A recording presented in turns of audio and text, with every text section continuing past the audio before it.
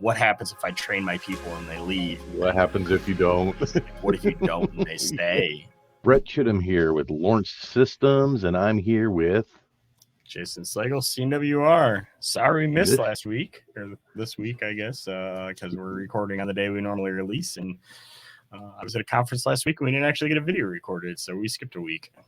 Yeah, and that's gonna go into play here of what we're gonna talk about today here on Business Technicalities, right? Yep. Talking about leveling up your team and things you can do as a business owner to bring your team up to a level that, well, that you need them at, right? I mean, you as a business owner can't be doing everything, right? And Jason, there are a lot of things you probably still have to do, or as you level up your team, less and less of that you have to do, right? Yep. I mean, my goal is to get out of the day-to-day tech stuff, except where necessary, to empower them to do better and to let me do business stuff.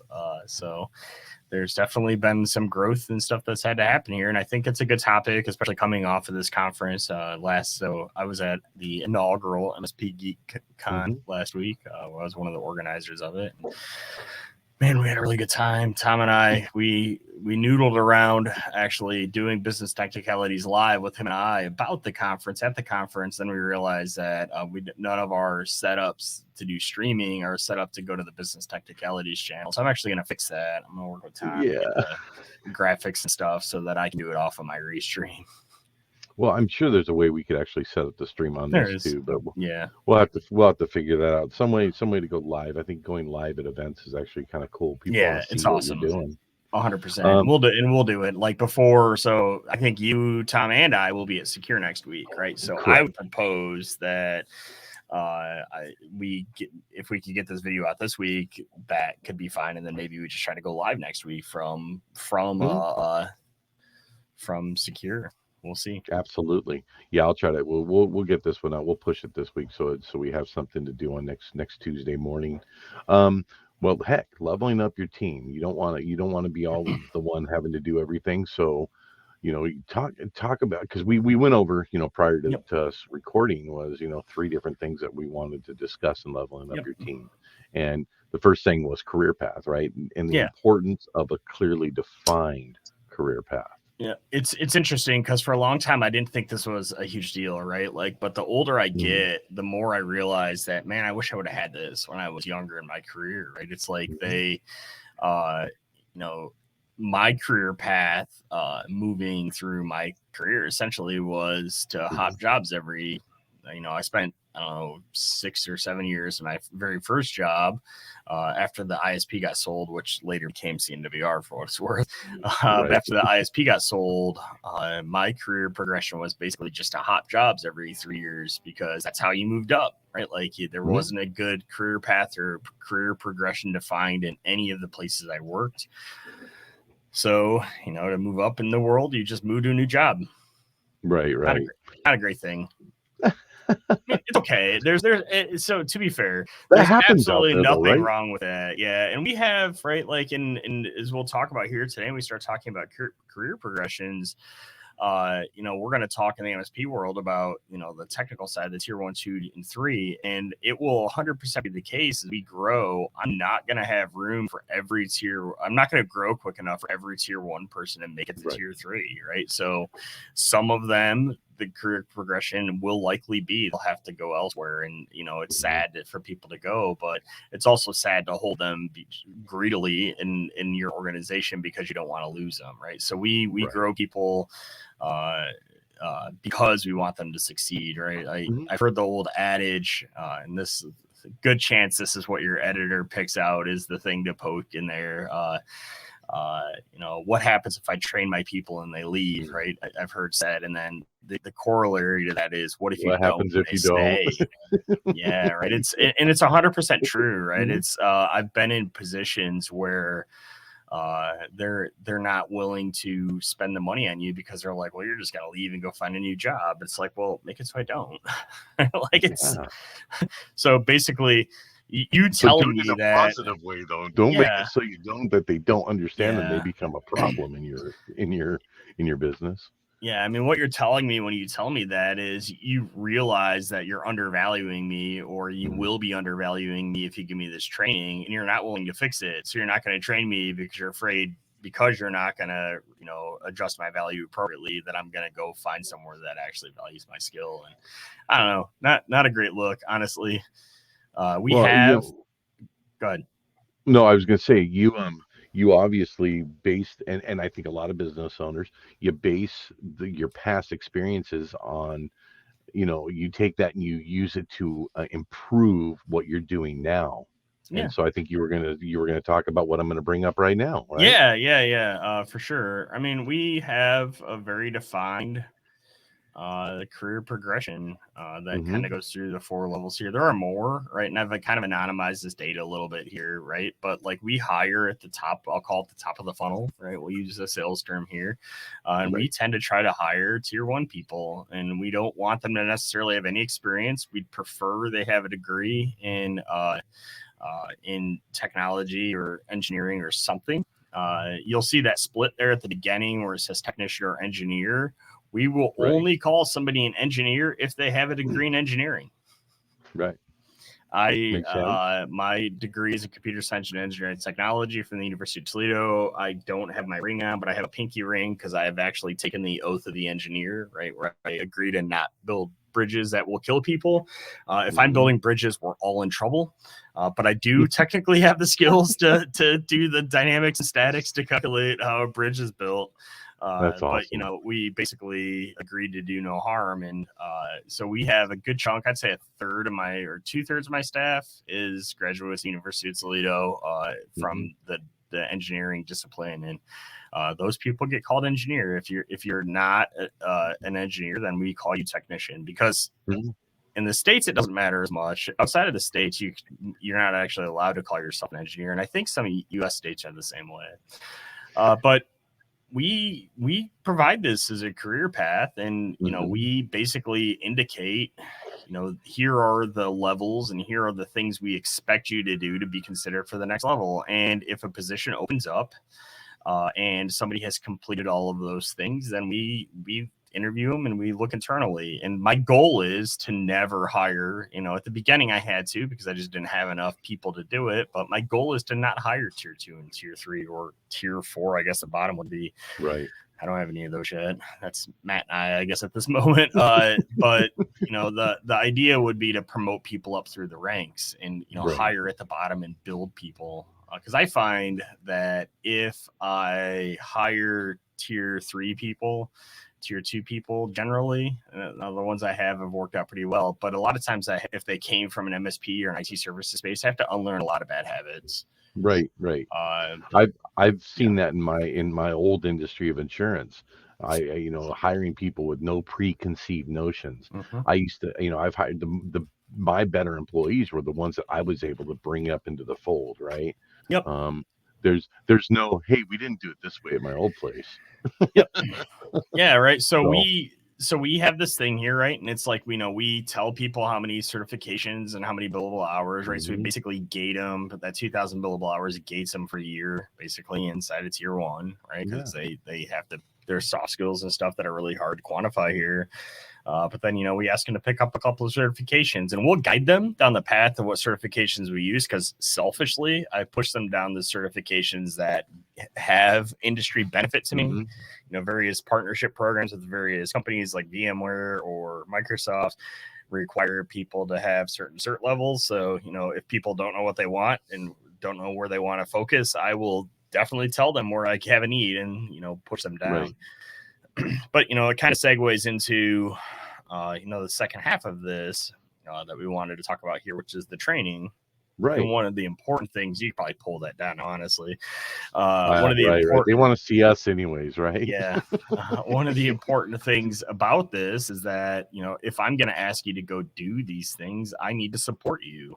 Training's important because I think that um, you talk about on the job training and that formal training that we discussed that before, and you can learn so much by doing, right? Mm-hmm. I think I equate it to learning a language, right? You can learn a language in class, in a Mm-hmm. classroom, But if you're not immersed into it in some way, shape, or form, for what you have to do to communicate, you're not going to truly learn that communication style of that language, right? It's going to Yeah. be all the formal stuff, but there's Yep. got to be some on the job stuff. So I equate it to that. Yeah, I mean, for sure, right? Like those guys, part of the things on that sheet was, a tier one guy is expected to have, 150 hours or something on site. And, my tier one guys don't normally go on site. So although there are towards the end of their tier one career, we'll send them on site for easy stuff, but we send them on site to shadow the more advanced people, right? Because at tier one, I expect 80% to 90% of the problems they solve are coming out of documented knowledge based stuff, right? And the other 10% is stuff they either figure out and document or they end up escalating it to somebody that does it. And, as you move higher up in that skill set, it becomes less and less documented. Like we'll have standard things documented, but I mean, if we have a good process and document it, then it gets done by tier one. It doesn't need a tier two or tier three resource.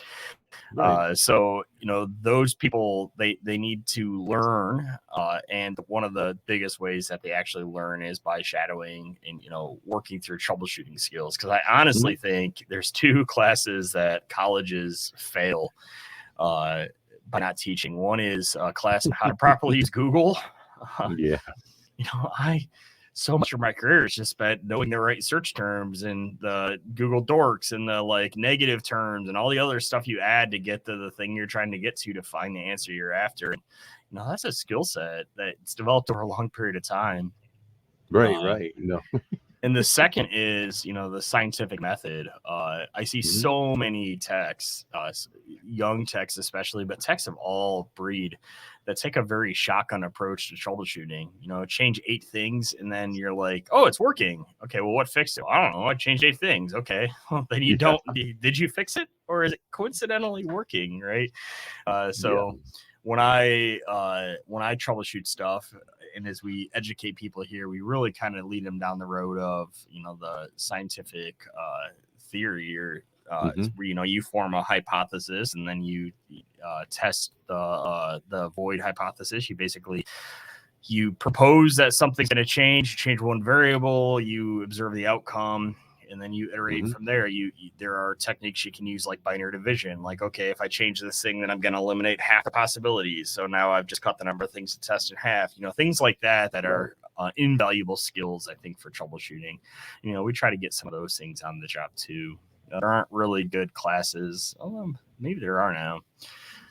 You kind of class on that. How about that? I could. I kind of segue us into the more traditional training. One of the things we've done, I don't know if you guys do something similar. I tell all my people I give $3,500 a year stipend to either attend a conference, training, certification, whatever it is. Right? I don't really care. I'll approve more than that. Sometimes if you want me to approve a really expensive one, I'll put something in place called a learning agreement that basically says, okay, if I pay this $10,000 thing and you leave in a year, then we're going to do some sort of prorated payback. Right. Just to try to protect a little bit of that. Usually that's important to do. Most companies do that, right? Yeah. And when I came back to CWR, I was on a learning agreement for my last company. They were paying for my college, and I had to pay it back. So one of the things I negotiated, pro tip for everyone here involved, I negotiated a signing bonus from CWR to pay off what I owed. Yeah. Nothing wrong with that. Like there is 100%. Like, you want me to come over? Okay, well, I got this $8,000 I owe from my college that they've paid for. You're gonna have to pay that. Part of the cost of getting me. And that's not unreasonable to ask either, right? I mean, so when you think about that, but all that training that they paid for you, and you ended up leaving them, but you left for a different reason. Of course, you left to come back to where you were at and to eventually take over. Yeah. So funny how that works. That's great. Well, let's go into conferences because you just got back from a cool conference and you actually had some of your guys there. I've been trying to bring. I took Mike to write a boom I don't think none of you guys were there. Or neither you nor Tom were there, but it was a good time and he enjoyed it. And we took Bryce to MSP GeekCon. So Mike was a tier 1. He actually went to the conference. It was the last thing he had to do to become a tier 2. So Mike is a tier 2 now. Wow, good. Congrats. And Bryce is a tier 2, eventually hoping to go for tier 3. And, he had not attended a show, and we asked that they do. They're for a couple of reasons, right? So the conference I just attended. Tom was there too, and you missed out. I did. You did. Although we'll see each other next week. The conference I just attended, MSP GeekCon, we had a very heavy education focus and a very heavy community focus. And one of the reasons I think it's so important that as you move up in your career, you start to do these things is as you move up in skill level, the population of people you can look up to and your population of your peers decreases. Right. So like as a tier 1, you have all the other tier 1s, you have all the tier 2, you have all tier 3, you have all the management that can kind of guide and mentor you, right? Because they all in theory know more than you do. As you move up to tier 2, you've got your other tier 2s, tier 3 management. You move up to tier 3, you're kind of starting to get out on an island where you're the most knowledgeable guy in the room. So how do you learn and bond with other people? Well, you find community. Right. I mean, it's by going to things like this, and the community aspect is important. I think in every type of business, there's a community to be a part of, right? Accountants, insurance agents, lawyers, they all go to conferences, right? Teachers go to conferences as well. And why do teachers go to conferences? Because even though they're the subject matter expert, they still have things to learn. I believe in active learning, right? I think you're not done learning until you die. Yep, I 100% agree in that. And I think that, for both the education and the community aspect of it, and I get it, people are introverted. Some people struggle with it. But there are conferences out there that try to cater to that a little more. There are virtual options if you really don't want to do something in person. But like even MSP GeekCon, we took a little less traditional approach where, it wasn't the case that the only thing to do in the evening was to go drink yourself into a stupidity, which I mean I've been known to do my fair share of, and I think you've joined me a couple of times. We had a board game room, and we had a little more space available. They played D&D one night, right? They tried to cater to the less outward crowd, and we got really good feedback from that, right? From people that said, I never wanted to go to a conference because there's just giant drinking fests, and this one was different, and we sought out to make it different. And I think that there's others, right? Like I think Right a Boom is another good one along those lines that, while there is the bar track, I'll call it, there is also a lot of, learning. There's the big backdoors and breaches tournament. And, I think you'll start to see that as long as I'm pushing things forward. I think you'll start to see other conferences start to adopt that. In our area, Code Mash is another good example. And you'd think that I'm not a developer, I'm never going to attend Code Mash. They have a pretty good ops track and a pretty good security track that's growing. Same thing with GurCon, right? GurCon, it's not a huge, right? It's not the case where this is a show sponsored by giant corporate. I mean, it is sponsored by giant corporations, but it doesn't have $1 million budget. So there's no big, huge, I'm going to drink all night party going on all night, right? There's a couple of smaller parties that people throw, and that's it, right? And so they don't have to be these giant drinking fests. So I encourage people to not be afraid of that.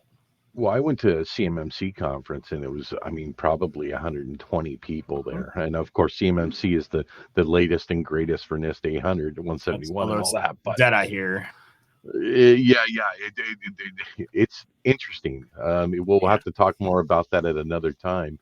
But I learned a lot in smaller I've been to the smaller ones. I've been to the larger ones. I think you learn more in the smaller ones because you become more focused. You're not.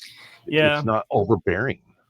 I think the larger ones, especially the larger vendor-driven ones, they serve their purpose, right? But that purpose isn't necessarily education of technical people, right? Like those conferences have huge budgets, and the people they want to attend are owners and decision makers, and they pitch it to the vendors as like, oh, we're going to get you in front of a ton of decision makers. And if you're up and coming and you're growing your career, that's kind of a tough spot to be.